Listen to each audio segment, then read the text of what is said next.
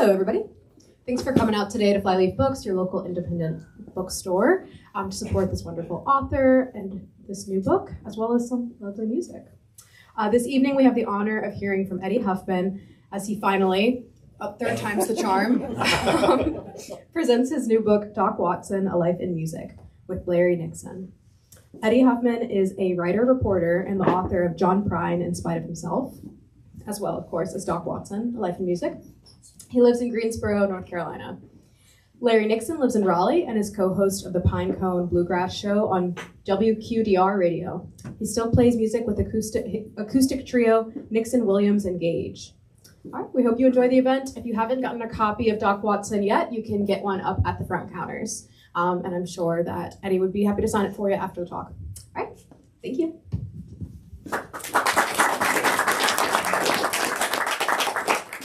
Thanks everybody for coming out.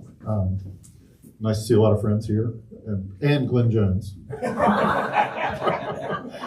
I really appreciate you joining me. Thank you. All right, and hope you're not expecting a super polished performance, because I've done several of these now, and we're just kind of having fun up here. And I've had a variety of musical guests, and we're just kind of winging it. So I'll do my best to keep things flowing. But I'm really glad to have Larry along. It's always fun to have a little music at Thank you for that. an event like this. Yeah, Glad to be here. Thank you. Well, I'll talk just a little bit. I'll read from the introduction in a minute, but I'll talk just a little bit about Doc. I'm guessing most people are pretty familiar with Doc Watson. Born in 1923 in the mountains of North Carolina. And can everybody hear me okay? Okay, all right. And he was not born blind, but he went blind when he was about a year old. He said he could remember seeing, as a baby, he could remember seeing the moon, and could remember someone waving a handkerchief in front of his face. Those are about the only memories he had of being sighted. There's different stories about why he went blind. The one I found most believable or plausible, I guess, is that his grandmother was a midwife and basically helped with deliveries of a lot of babies in the family and the community. And the story was that she was using some silver nitrate drops to ward off infection, and that they were contaminated, and that they actually caused him to go blind rather than protecting his eyes. But he also had a younger sister who was born blind, so I'm not sure if anybody quite knows why he was blind, but he was blind for most of his life. And did have a little bit of light perception into his 50s, which I thought was interesting. He said he could tell if it was daytime or nighttime, but eventually lost that. But despite being blind, his father put him to work quite a bit. They grew up in a very rural area, and I'll read about that in just a moment.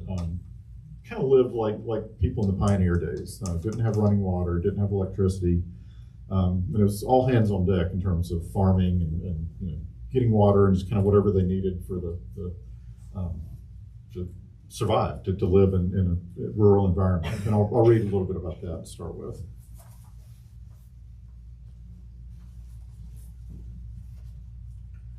The Watsons' house had no electricity or running water. They burned wood for heat and cooking. One of Doc's cousins, John Idle, wrote about growing up nearby under similar circumstances. Typical of its time, the house had no insulation, and its clapboard siding had sizable cracks and numerous holes left by knots that had fallen out over the years. Only a blazing fire in the hearths kept Arctic weather at bay in winter. Doc recalled waking up on especially cold mornings with frost on his pillow. The Watsons stayed busy chopping wood, hand-washing clothes, and growing and preparing food. They canned fruits and vegetables to get them through those long winters. Apart from sugar and coffee, they ate almost nothing they didn't raise themselves. Pigs and cattle supplied meat, as did wild game. Corn provided a homegrown grain. General, and that was Doc's father's name was General, which is very, very unusual surname, but he was not a military man, he just had that name. General occasionally earned money working at a relative's sawmill or on the construction of highways and buildings at the State College in Boone, 10 miles down the road. Both of my parents worked very hard to keep us from starving, Doc said. And as I said, Doc's father put him to work to make sure, partly because the family needed him, and partly to make sure that he was self-reliant. He sawed a lot of wood, he would weed the garden, just kind of whatever he could do, he did do. And he always said he appreciated his father for doing that. His father also taught him to play banjo, which was his first instrument. And there's a story in the book, I might read this, but basically they had his father made a homemade banjo with a groundhog skin for the drum, and it didn't sound quite right. So Doc's grandmother had a cat that was getting old, and every time he told the story, the cat got a little bit older. She was like 16 the first time he told it, and I think she was 22 by the last time he told it. But he and his brother basically put this, blind, deaf old cat out of its misery, and they used the cat skin for a banjo head. And many years later, Doc was playing in Charleston, South Carolina, I think, and the newspaper ran a preview story about his concert, and the headline was something like, "Doc Watson's coming, hide your cats." Which Doc apparently did not find amusing. But Larry, you want to go and jump in and play something? Let's kind of, Sure. We'll kind of go back and forth a little bit. I'll let Larry kind of get us going with some music. What would be your choice? Let's do How about Pilgrim? That'll work. Let's do that. Thanks everybody for coming. I'm pleased to be invited by Eddie. I'm a Doc Watson nut, as I understand several of you are in the crowd. I started picking, and I started trying to learn Black Mountain Rag, and I never could learn it. So I decided to do the thumb picking that Doc does, which is what I do. Do a little one called "I'm a Pilgrim."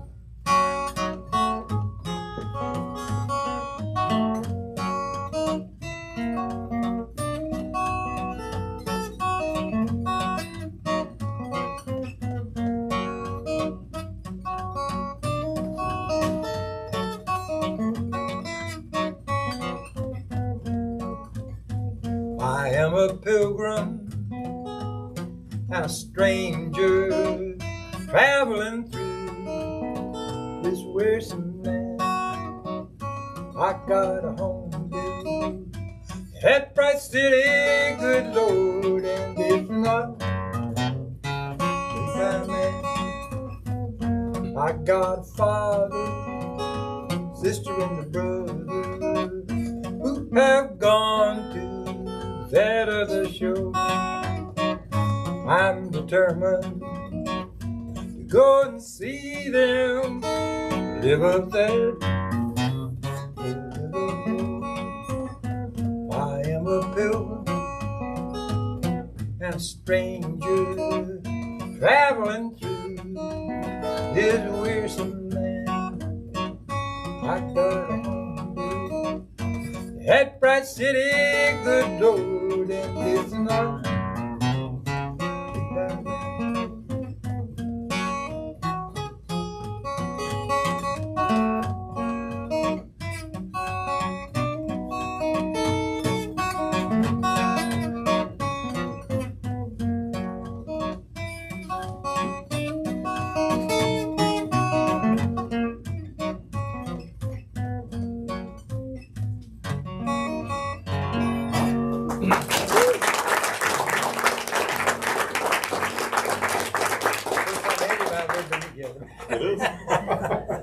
We've just traded emails before tonight. Well, Larry, maybe just talk a little bit about how you, like when you first discovered Doc, how you got into Doc's music. Well, I just said I was discovered Doc and tried to learn Black Mountain Rag. That defeated me, so I took up thumb picking. Thumb picking, Doc became friends, he said, or with Merle Travis, and this is kind of called Travis style picking, which is you mute the lower strings of the guitar with the meatier thing, so you get that kind of percussive sound. Then you pick the melody with the other finger.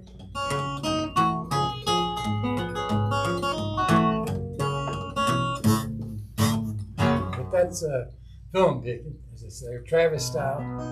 And the first thing I ever heard by Doc, a friend of mine gave me Elementary Doc Watson, which was a fabulous album. And soon thereafter became the 1972 Will the Circle Be Unbroken, which was a transformative, I guess, recording that started the the second wave, I guess. They had the folk scare of the 60s, right? And then the second wave. But that's where I became acquainted with Doc. Well, and Merle Travis was also on Will the Circle Be Unbroken. Oh, yeah. Yeah. Oh, yeah. And Doc was such a Merle Travis fan, that's why his son was named Merle. Named Merle. It was Eddie Merle Watson. The Eddie came from Eddie Arnold, and Merle was from Merle Travis. Chet Atkins' daughter was named Merle. Oh, that's right. That's right.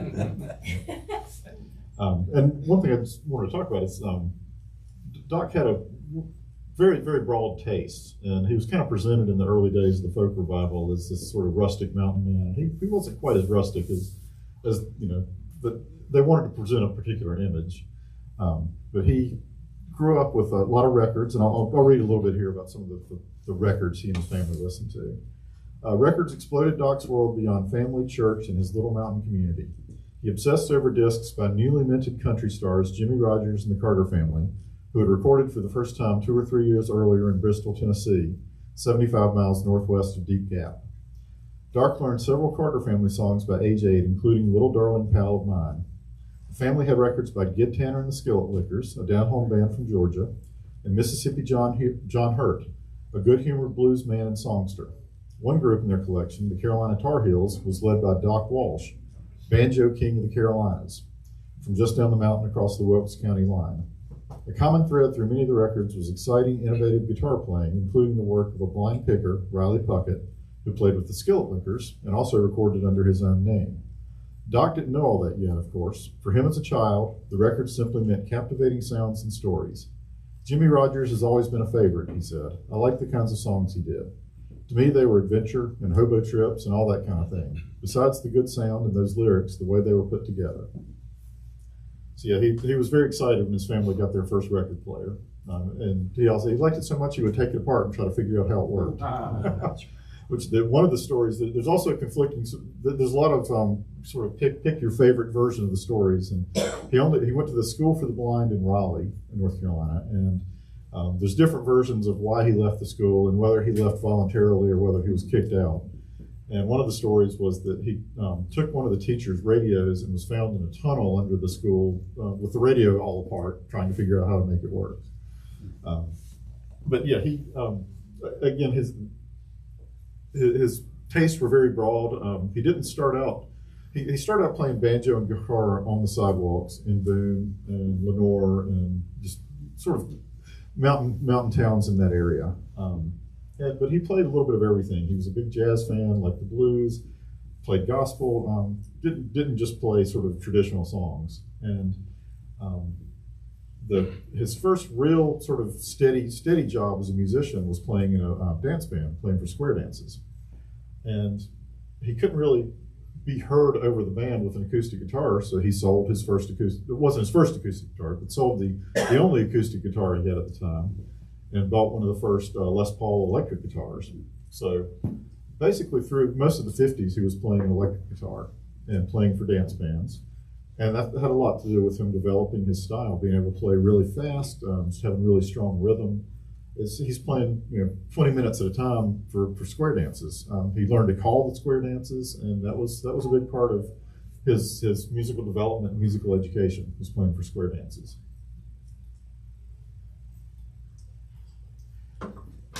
So he did that. Another thing he would do, did that through most of the 50s. And he also, probably starting in the 40s, he started playing with a man named Clarence Ashley, who recorded a lot of early 78s back in the 20s. And Clarence Ashley had started out in the medicine show circuit, which basically they'd travel from town to town selling patent medicine, which was just really strong alcohol. But they put on a good show, and they would play music, and Clarence was one of the musicians, and he would do blackface minstrelsy, and one of the medicine shows he was in was with Roy Acuff, who went on to become a very famous country music star. And like I said, he was kind of a jack of all trades. He would play a lot of different things. And but by the 40s, the medicine show era was over, and he was just kind of taking whatever gigs he could get. So he did a lot of auctions, land auctions, and car dealership openings, that sort of thing. So he crossed paths with Doc at some point and got Doc to come and play a lot of those shows with him. We'll jump ahead to around 1960. Ralph Rensler, who was in the New Lost City Ramblers, I believe. Somebody correct me if that's not right, but I get a couple of those folk revival bands mixed up. But Ralph was a big player in the New York folk revival. And he came down to Union Grove, the Fiddlers Convention at Union Grove, North Carolina, looking for Clarence Ashley. He didn't even know if he was still alive or not. He just knew him as this person who recorded 78s and was on the anthology. Let's see, the Anthology of American Folk Music. Is that the title? Very big multi-record set that came out in the 50s that a lot of people in the folk revival got their material from. So turns out Clarence Ashley was alive and well, going by Tom Ashley at that point, which was. There was a little confusion over who he was, but they finally got that sorted out. And Ralph's made arrangements to come back to Mountain City, Tennessee, or Shounds, Tennessee, outside Mountain City in eastern Tennessee, to come to Clarence's home and record him for the first time in decades. And he invited his friend Doc to come along. Well, Doc shows up with his Les Paul electric guitar, and it's hard to do this, field recordings of folk music with an electric guitar. And Doc tried to talk him into letting him play his electric, and I said, no, you can't do that. So I'll read a little bit about how they sort of got over that hump. And then I'll let Larry take another turn here. Okay, so they're starting out at Clarence's home in Shounds, Tennessee, and going to Saltville, Virginia. And where Doc's from, Tennessee, North Carolina, Virginia, and Kentucky are all sort of come together in that area. So they got a long drive to Saltville, and let's see, Ralph is in the back of a pickup truck playing banjo, and Doc is up front. So I'll read this section. Musicians piled in vehicles for the 36-mile drive north. Doc rode in the cab of a pickup truck. Ralph Rensler took it easy after his long drive from New York and a round trip to Mount Airy, where he rounded up another musician to play.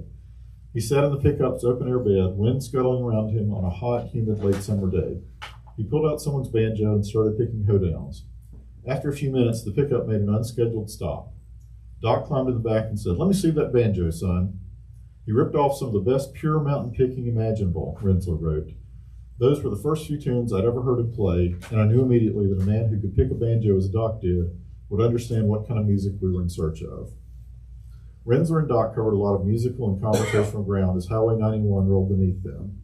Doc played a batch of old-time songs, including a local variation on Tom Dooley. Rensler bought a copy of the Anthology of American Folk Music to give to Clarence Ashley as a way of making clear to him why I understood his importance. He read Doc a list of the performers and songs. To my astonishment, he was familiar with many of them, having heard the recordings and some of the performers themselves in his childhood, and having known others as neighbors. Rensler, 26, talked about how the old songs had found new life on college campuses. Doc was only 11 years older than I, but this was his living tradition. And that was pretty much the beginning of Doc, transitioning from playing square dances and playing on the street in local mountain communities and becoming a national figure. Ralph and some of his buddies started the Friends of Old Time Music in New York, and they brought him and Clarence and a couple of other folks up to Greenwich Village to play at a school auditorium in early 1961, I think, and they went from there. Doc ended up coming to New York several times. He would have to take the bus by himself to New York, which is kind of amazing. I talked to a guy whose dad ran a bus station in Boone, and he said the bus drivers kind of took Doc under their wing, and they would help make sure that he had something to eat, and somebody would have to guide him to the bathroom when they made a stop, and just make sure that Doc got there safely, got to where he needed to go, and played several times in New York, and impressed the hell out of all the people in New York. And they said basically everybody who was anybody in the folk scene, managed to see Doc, and it just changed the way people started playing guitar, just changed the repertoire. I'm trying to remember if it was Rensler. Somebody credited Doc with basically turning Amazing Grace into a standard. They said that it was not so much a standard before everybody heard Doc play it at that first show in New York, and that really kind of put that song in the pantheon. Anyway, that's kind of how we go from Doc being growing up in this rural mountain community to being sort of a big deal in New York to start with. So, Larry, you want to jump in and play something for us? Thank you. In conjunction with those stories, I'm sure many of you heard the story about Doc learned or let's say developed Deep River Blues from the Delmore brothers. He did it, he didn't know it, I'm understanding, at the time that they were using a tenor guitar and a mandolin. And How'd they get their guitar to sound like that? so he learned it by listening to that, and he said he got this part, he presumed.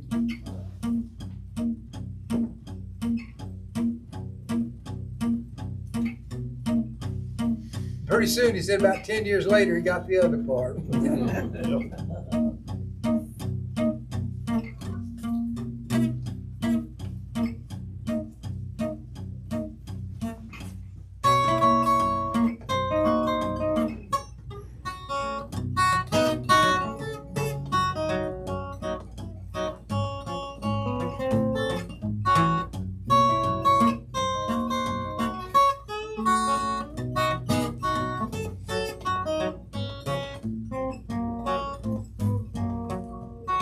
Let it rain, let it pour, let it rain, a whole lot more goes down, got them deep river blues.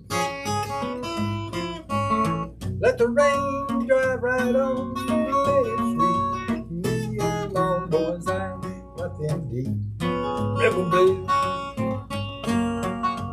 My old gal, she's a good old pal, and she walks like the water fountain, and I get them river blues. Now I'm gonna say goodbye. If I say just let me die, river blues.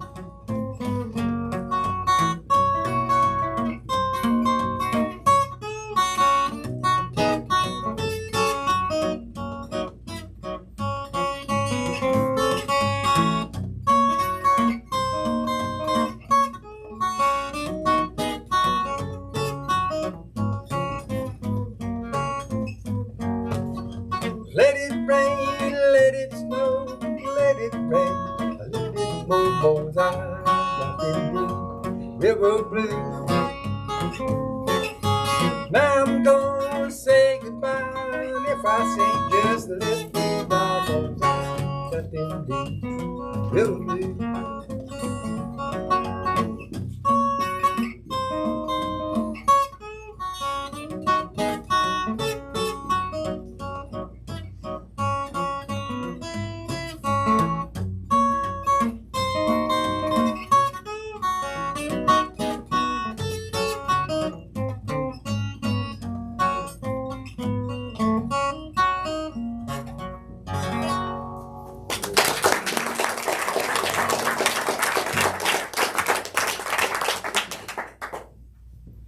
Doc was a huge Delmore Brothers fan. That song was originally called Big River Blues, but Big River, right, yeah. Doc thought Deep River sounded better, so he changed the title.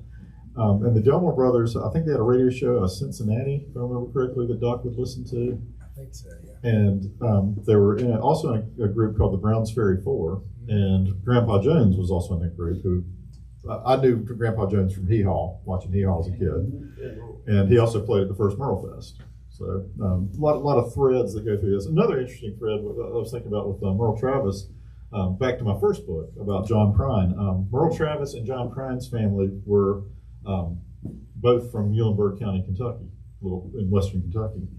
And my oncologist, Matt Foster back here, his grandfather delivered one of the Everly brothers in Muhlenberg County. So it's fun sort of connecting those dots. But anyway. Let's see. I imagine some of you have seen A Complete Unknown, the Dylan movie that came out recently. There's some scenes at the Newport Folk Festival. I was hoping Doc would show up as a character in the background of some of those, but I didn't spot him if he did.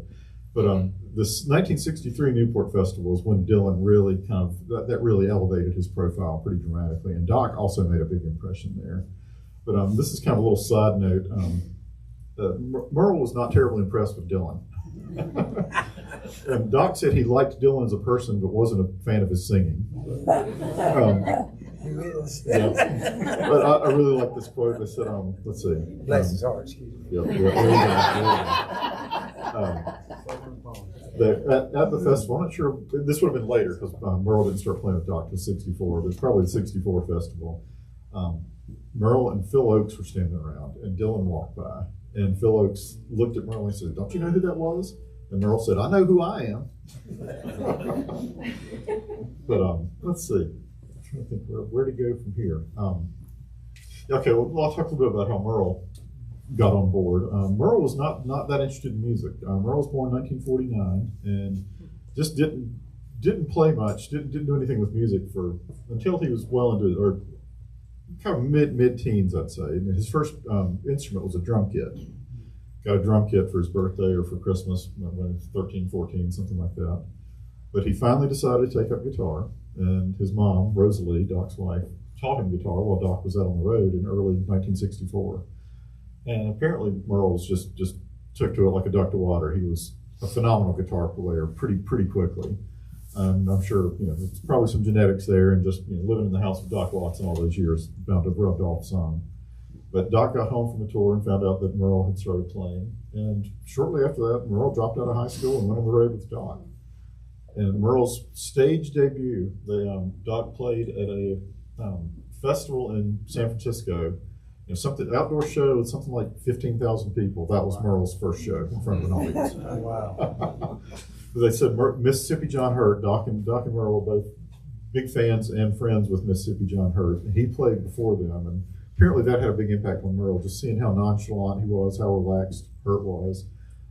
It really helped Merle not be as nervous as he might have been, and held his own there. But so Doc and Merle started recording together. And one thing that I was kind of surprised as I was researching the book is how much lead guitar Merle played on a lot of their records. Doc played plenty of guitar, but he let Merle do a lot fairly early on. And so after, let's say, Ralph Rensler, who I talked about earlier, produced Doc's first few records. But they were, I'd say, I think Doc Watson and Son was the second official Doc Watson album. And it's pretty much Doc and Merle for most of the way for the rest of Merle's life from there. And I'll talk a little bit, I'll jump ahead. They put out several records. Somebody here, when I signed the book, was talking about Southbound being their first Doc album, which was maybe the last one that Ralph produced for him. But they did a lot in New York City early on. They started recording in Nashville in the late 60s. And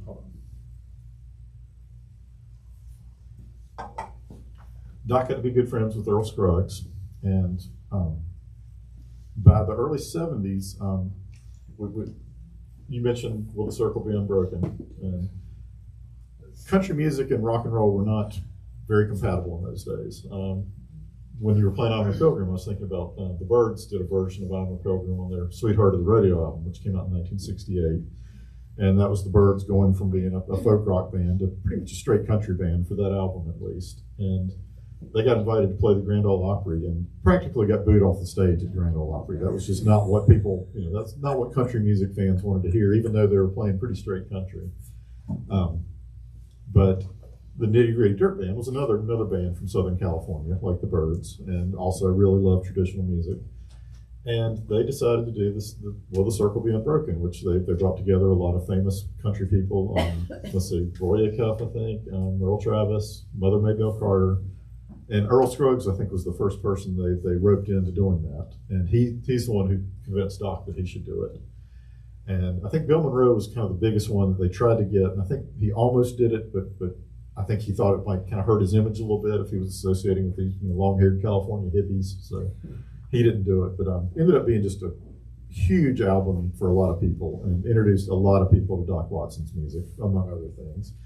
3-record set came out in late 1972, and Penny Parsons, who's here, I'm going to let Penny tell a story or two if she doesn't mind, but Penny's one of many people that told me that's how they discovered Doc, was from Will the Circle Be Unbroken.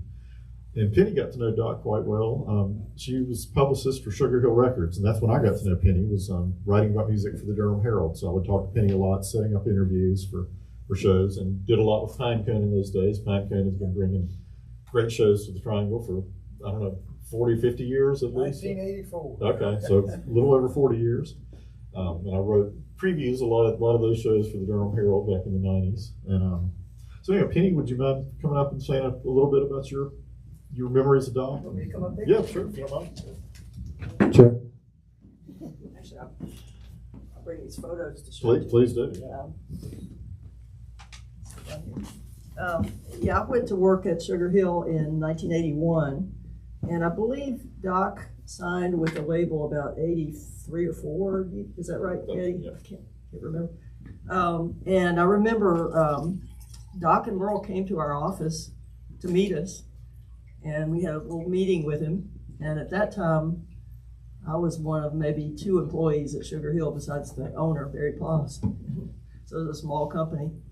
And that was really special because, like Eddie said, I discovered Doc through the Circle album. But I got to know him fairly well. Whenever they would come to town to play, we would go out to eat dinner. And Doc liked Mexican food. There was a place called Papagayos. Oh, yeah. And they always wanted to go there, either the Durham or the Chapel Hill location. And just little anecdotes I could tell about Doc. Maybe like one time I think we were at Papagayos eating, and Doc said, "Look at my thumb. See what I did? I was trying to hit a nail with a hammer, and I hit my thumb, and it's all purple. Look at it." And so, Doc really did. He saw in other ways. I think Jack Williams had a story about him chopping wood one day, and he was afraid he was going to cut his thumb off. Well, I would sometimes call up there I needed to talk to him about something, of doing an interview or something, and Rosalie would answer the phone, and she'd say, "Well, he's up on the roof fixing, something, or he's out in the garden. He's planting the garden. Let me call him. Arthur, come on in."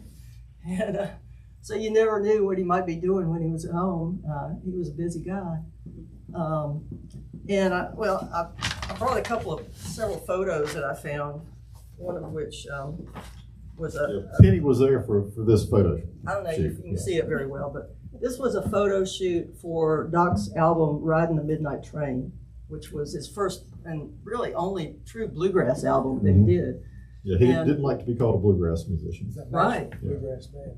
National Bluegrass Band? No, it was "Riding the Midnight Train." He had, who was on that? Well, Merle was on that, but Merle died before it came out. Yeah, that's the last album Merle was on. Yeah, and Michael and Sam Bush, and Alan O'Brien on it. Yeah, it was a great album. Bela might be on banjo, I'm not sure.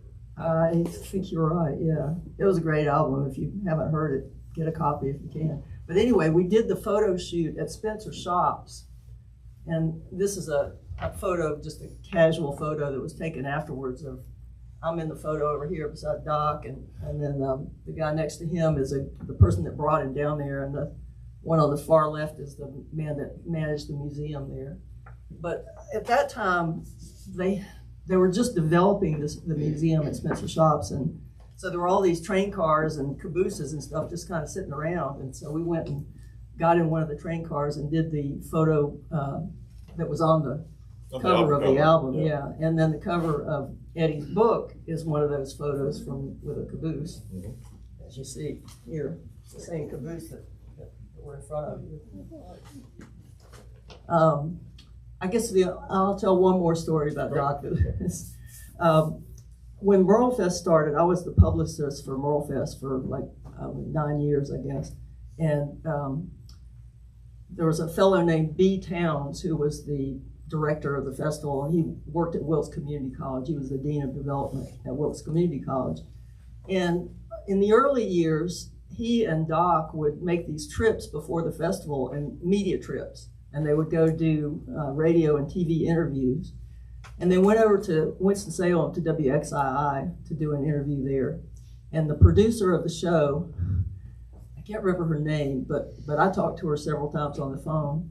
And so I talked to her beforehand to set it up, and then I talked to her after they were down there. And she said, "I can't believe what happened."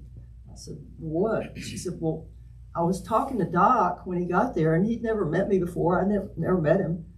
And at one point he stopped and he said, 'Excuse me for asking, but by any chance are you a redhead?'" And she was. And I remember at your previous book event you talked about that. And that just blew her mind. So, like I said, he could see in other ways. That was a common thing. He could often tell women's hair color. I'm guessing probably easier with women because it was longer, but there was something about and he could tell a lot of times if people were wearing sort of a plain shirt or a shirt with a pattern on it. I guess just because of the heat coming off. I don't know. I don't know if anybody quite knows all of Doc's secrets, but yeah, it was impressive. So, yeah. Well, thank you so much, Penny. I appreciate you sharing those stories with us. Yeah, and Doc, I didn't mention, Doc wired his family's first house in Deep Gap in the 50s.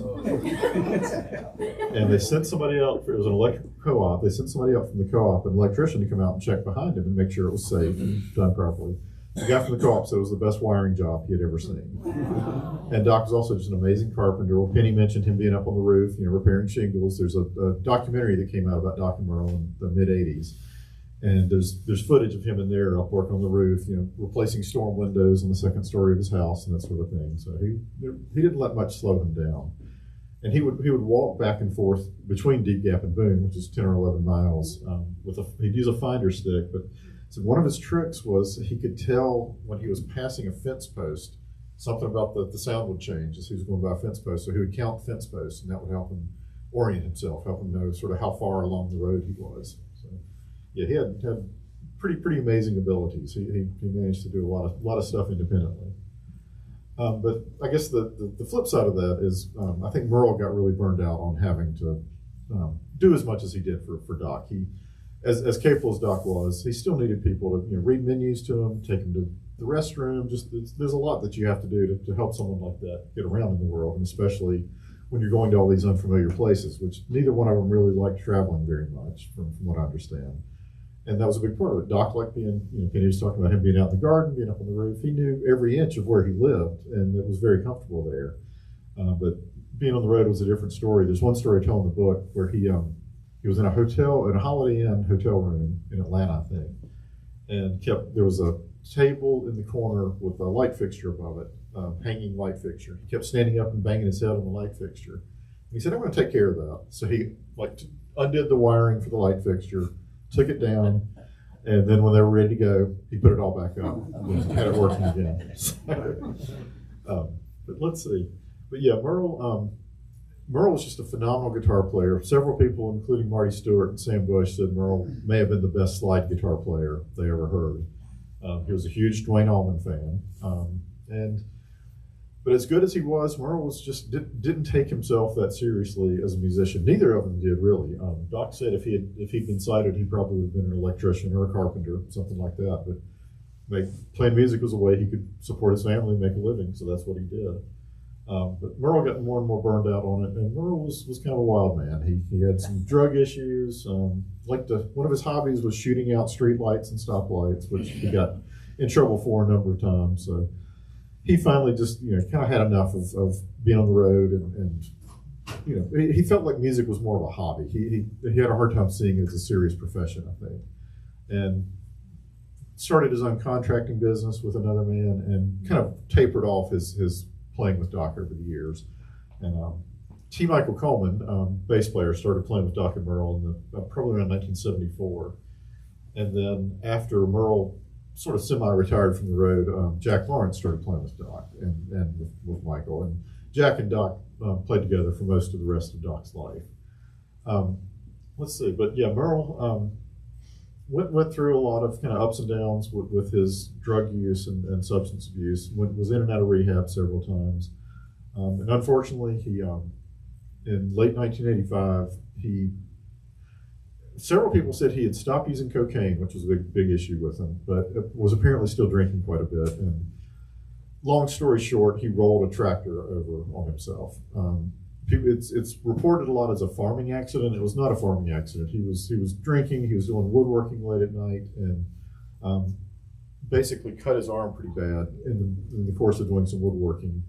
Drove his tractor up a steep driveway to a neighbor's house. The neighbor bandaged him up, and then they drank a bottle of wine together. And so he tries to come back down this really steep driveway on the tractor at 4:30 in the morning, something like that. And the tractor went off the side of the driveway and landed on top of him. And unfortunately, that was the end of Merle. But one way Doc and Rosalie, his wife, sort of coped with the loss was to start Merle Fest. And Kenny mentioned B. Towns, who was probably the man who really originated the idea for what became Merle Fest. B was, and he went by just the letter B because he said there were too many Bills and Williams in his family. So B was an alternate name. But he wanted to start, he kind of did a little bit of everything at Wilkes Community College in North Wilkesboro. And he wanted to create a garden of the senses. He had heard about that at a conference or something like that. And it was something where for people who were blind or had limited vision, where you'd have really bright colors, you'd have a lot of different textures, different scents, that sort of thing.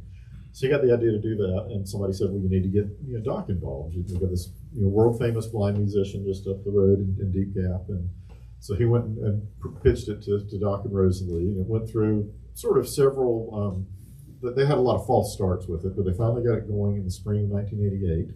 What year did you start with Merlefest, Penny? Were you there from the first 92. year? 92, okay. I couldn't remember exactly. But first year, they just pulled up a flatbed trailer and put some planking down on it, and that was the stage, and had maybe 4,000 people, but a lot of famous people like Earl Scruggs. I mentioned Grandpa Jones, John Hartford, kind of anybody Doc had crossed paths with over the years in country and bluegrass came out to support him. They all played for free the first year. And it grew from there. It's been going, they had a little bit of downtime with COVID, but it's been going, pretty much every year since 1988, and has become the biggest music festival North Carolina has ever seen. Has something like 80,000 people show up every year now. And they've had, Dolly Parton has played there, Robert Plant with Alison Krauss, just, kind of who's who. Oh, good. Hootie and the Blowfish. Bonnie Raitt this year. Oh, that's right. Yeah, who's who? Who's who of American traditional music and beyond. And that one of Doc's favorite phrases going back to the early 70s or so was he called his music traditional plus. A lot of people tried to classify him as a bluegrass musician, which he didn't like being pigeonholed as a bluegrass musician. He never considered himself really a bluegrass player. That he thought his style wasn't really bluegrass, and that his repertoire was much broader than that, basically. But let's see. Why don't we jump over to another song? All right. From Larry. Thank you. Speaking of Merlefest, a little shameless self-promotion. I do a thumb-picking workshop each year at Merlefest. If any of you are planning to go this year, but we, given that it's Merlefest, Travis was a thumb picker. And Chet Atkins was at the first Merlefest, as was Bill Young, who is not as famous a thumb picker, but he was really fine thumb picker. They do a tribute to Bill Young every year. But, And I think he helped get Chet there, didn't What? he? I think Bill Young helped get Chet Atkins there. oh yeah, of course. Yeah. He and Chet were very good friends, Yeah. right? Well, Doc recorded this song the most of any other song he recorded, and said he sang it when he was courting Rosalie, but I feel like it.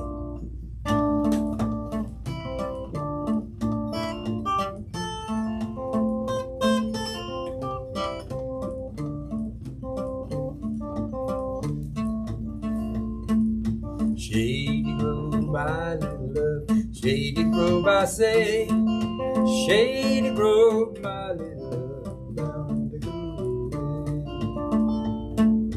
Lips as sweet as a bluebell rose, eyes the prettiest brown. You're the darling of my heart, stay when the sun goes down. Shady Grove, my little love, Shady Grove, I say, Shady Grove, my little love, bound to go away.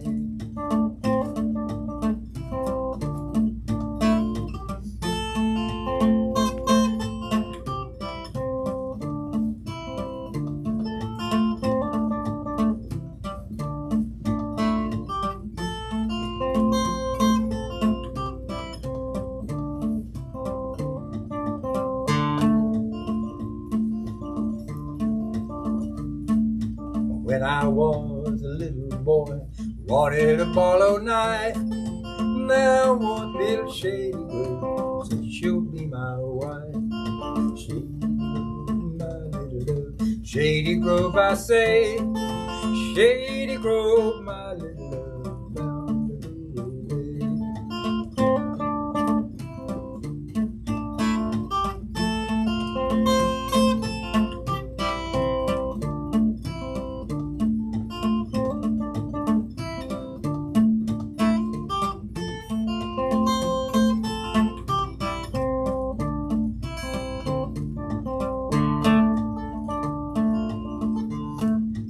Just in the shady grove, sweet as brandy wine.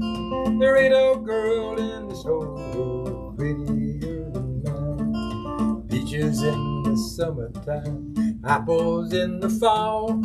I can't have on true love, I won't have none at all. Shady, my little love, Shady Grove, I say.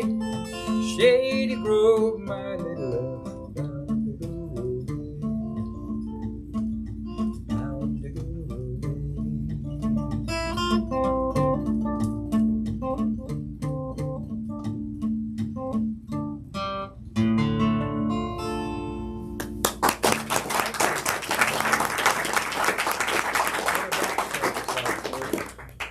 Yeah, I'll read a little passage here. That nice quote from Doc about that song. Let's see. He and Rosalie considered it their courting song. Doc first learned the song from his father, then added verses he picked up from Clarence Ashley. Playing the song brought back memories of a barefoot country girl. To me, she was the best thing God ever created, Doc said. There wasn't any use in talking about it. That's what Shady Grove means to me, happiness. And I'm just going to read one more little bit and leave time for some question and answer if anybody has any questions for us. Riley Bogus did a couple of these events with me, and Riley's quite a character and quite a talented musician. He, among other things, he made the instruments that in the movie Cold Mountain. It's set during the Civil War, and there's a group of musicians there. Riley made the vintage-looking instruments that the musicians play in that movie.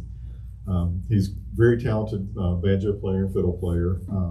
Played on the Robert Plant and Alison Krauss album Raising Sand, which was a huge hit back in about 20 years ago.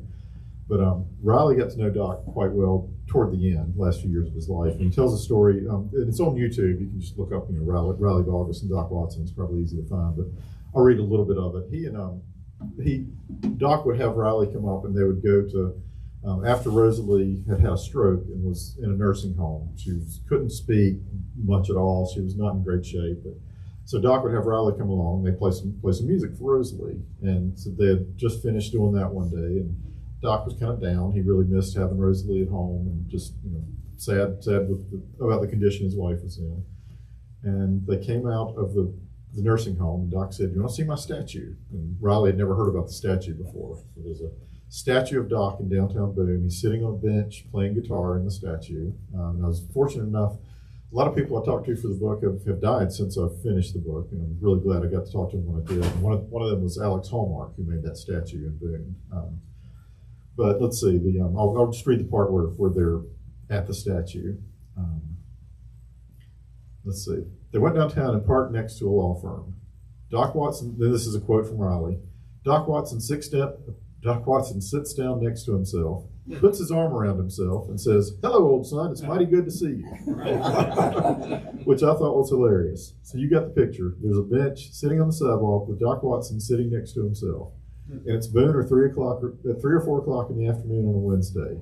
There ain't nothing going on King Street in Boone because everything's going on over at the college. Everything's at the university. There was nobody on the street.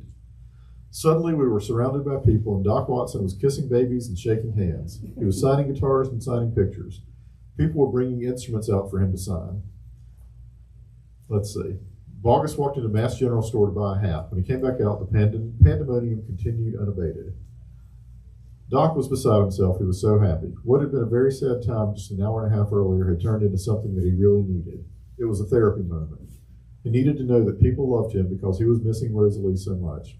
He was used to having her at home, and she just couldn't be at home. It was quite an emotional afternoon.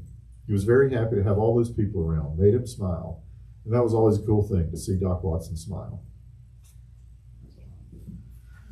Doc played his last Moral Fest in 2012, and he kept touring and performing. He dialed it back as he got into his 80s, especially, but kept playing pretty much up until the end. And I think he died about a month after his last Moral Fest appearance.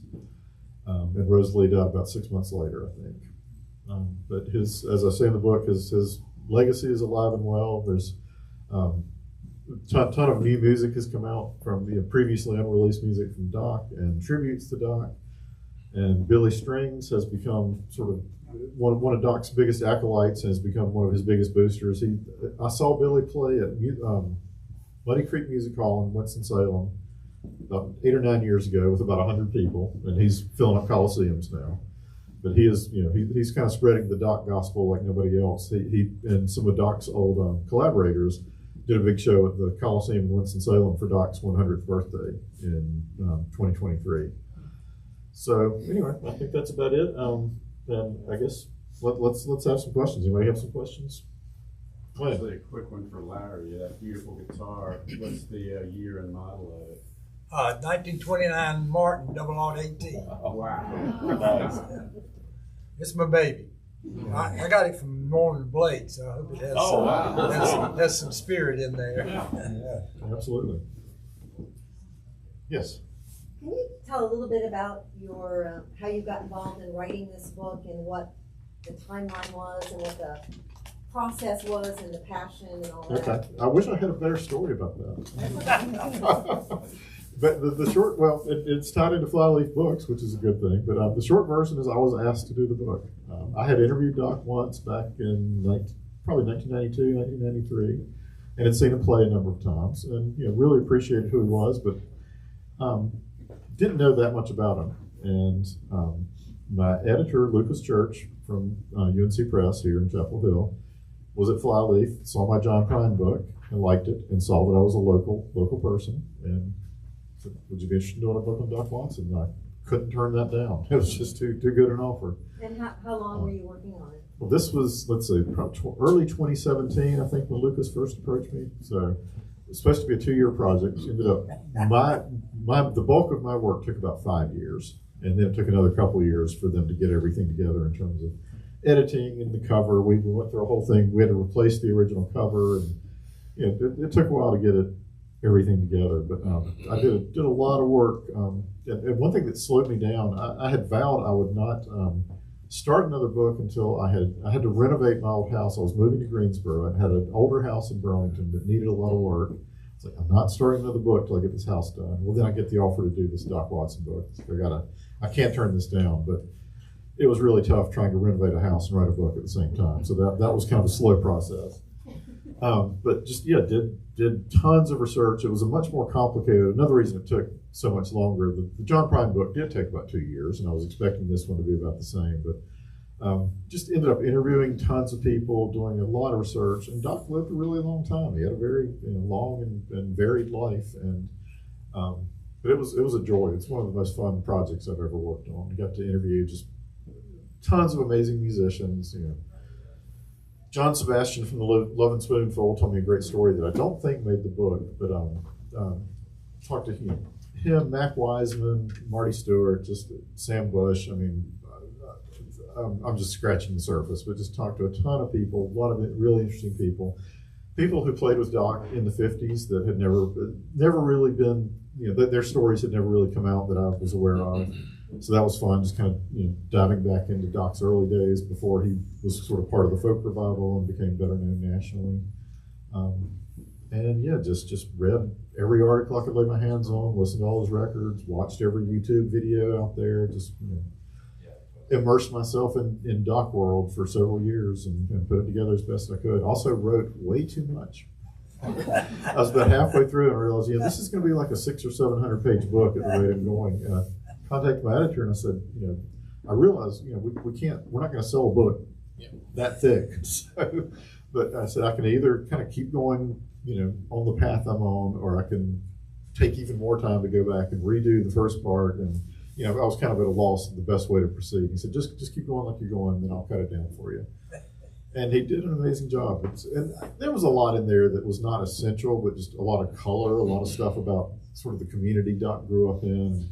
A lot of people just sort of made pilgrimages to see Doc and Rosalie in the 60s, and a lot of them had great stories. And, it wasn't crucial to Doc's life story, but I thought it added a lot to just added a lot of color to it. And unfortunately, a lot of that had to get cut. I'm in the process of trying to start up a newsletter or blog where I kind of tell some of those stories that didn't make it into the book. But so like I said, it took about 5 years of research and writing, and then another couple of years before we got to this. Wow. Thank you. Sure. You said that Doc fell in love with the barefoot girl, Rosalie. Yeah. And I don't know where I read this or heard this, something about Doc was older, considerably older than her maybe, and Yeah. he was walking down the road and he could tell that somebody was following him in the grass. It was Rosalie. Oh yeah, they knew each other by that point. Yeah. But that was kind of when that was one of the first real connections. I think she kind of slipped up behind him, Yeah. took his hand, and that was near the beginning of their becoming a real couple. So yeah, he was 8 years older than Rosalie, something like that. Any other questions? I think 8 years is a lot. For us old folks. No, I was thinking it was interesting when you commented on the him showing up to play country music with the electric guitar. I mean, he didn't like Dylan because Dylan did the same thing at Newport. Yeah, he shows up with an electric guitar, but they didn't have that in common. They did. He did a rockabilly album. They did.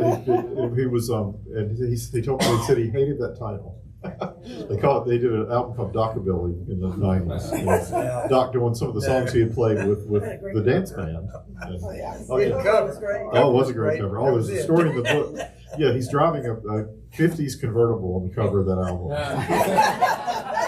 And the owner of the car was like basically hunched down in the passenger floorboard and kind of making sure Doc was. They were on a like a service road next to a highway, and Doc was really driving it, but he had somebody there kind of making sure he hit the brakes when he needed to, and, didn't veer off the road. There's actually a story. I'll just mention this briefly. Doc had a really bad bout of appendicitis in the '60s. He was in Nashville to do an album with Flatt and Scruggs, and got the appendicitis, and they had to postpone doing the album. It was eventually done later, but stayed with Earl Scruggs while he was recovering, and Earl decided to fly Doc home rather than him having to drive hours and hours on bumpy roads with this gut stitch up from the appendix operation.